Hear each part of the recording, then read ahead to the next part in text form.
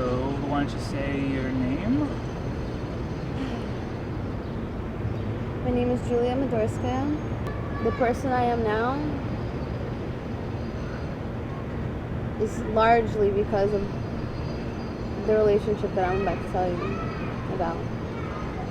I was 15 years old when I had first met this person, and I guess it was kind of ironic that I had met them because I had started hearing about them a few months before I'd actually seen their face. And I think I was into them before I even knew them, just from things that I had heard.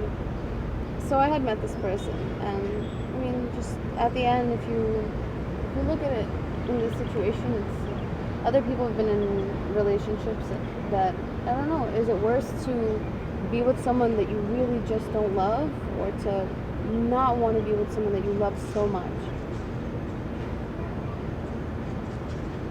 And it started off as the greatest thing you could possibly imagine. There was nothing that could have been wrong about it. I completely fell in love. We saw each other every day, and you'd think that people would get sick of each other, seeing each other every single day. But no, it was never like that.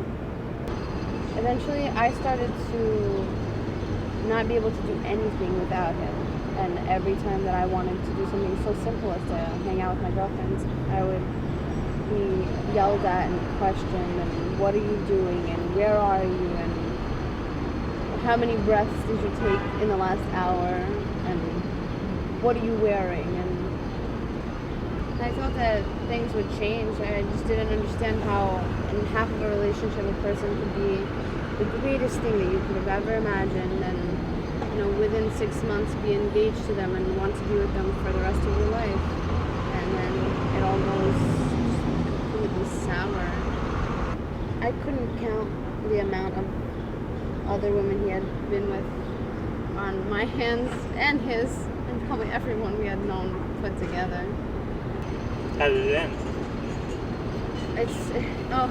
It gets worse and more complicated as it goes.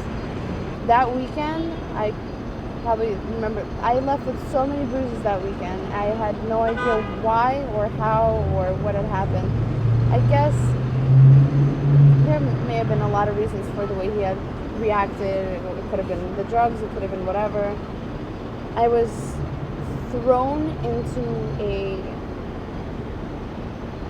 balcony and sliding door because I had asked someone else for a cigarette, like a light for my cigarette.